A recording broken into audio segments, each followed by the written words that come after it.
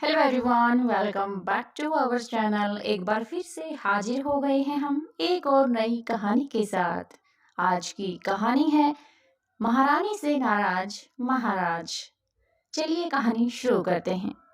एक बार तेनालीरामा अपने निवास स्थान पर बैठे कुछ सोच रहे थे। तभी उनके पास एक संदेशवाहक महारानी तिरुमाला का संदेश लेकर आया। तेनालीरामा ने संदेश पढ़ते ही तुरंत महारानी के महल के लिए निकल गए। रानी महल पहुंचते ही सबसे पहले तेनालीरामा ने महारानी को प्रणाम किया और पूछा, आज आपने इस सेवक को कैसे याद किया?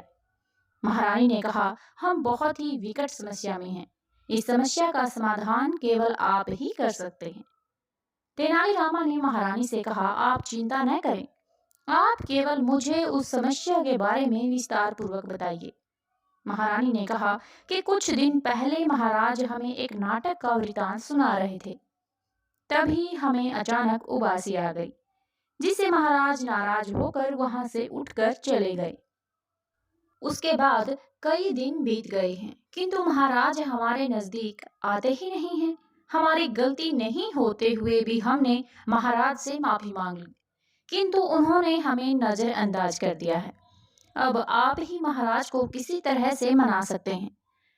तेनालीरामा ने महारानी से कहा, आप चिंता मत कीजिए, मैं महाराज को किसी भी तरह से मना लूंगा।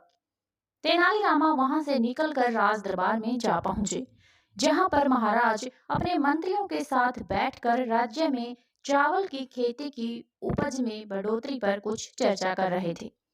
महाराज अपने मंत्रियों से कह रहे थे कि हमने चावल की उपज को बढ़ाने के लिए जो प्रयास किए थे, उससे चावल की खेती में बढ़ोतरी तो हुई है, लेकिन समस्या पूरी तरह से समाप्त नहीं हुई है।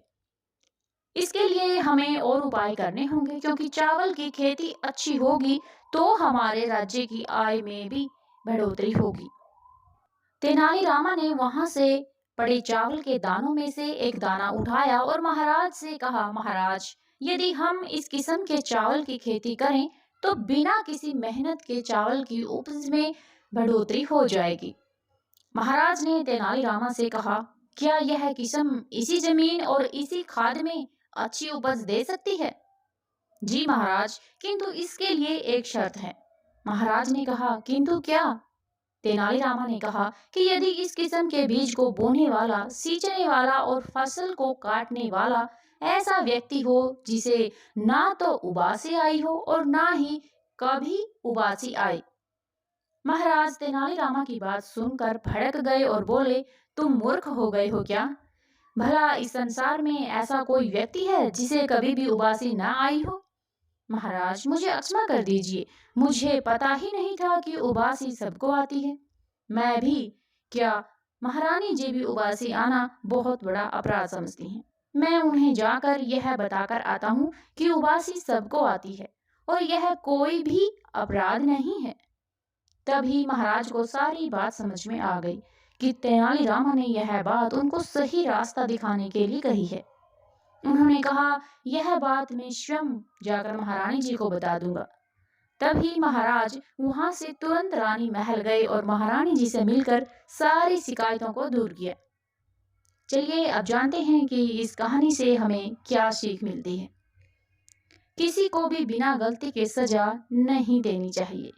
और अगर आप लोगों को यह कहानी अच्छी लगी हो तो प्लीज चैनल को जरूर सब्सक्राइब कर लें और वीडियो को लाइक और शेयर भी करें और कमेंट भी करें। धन्यवाद।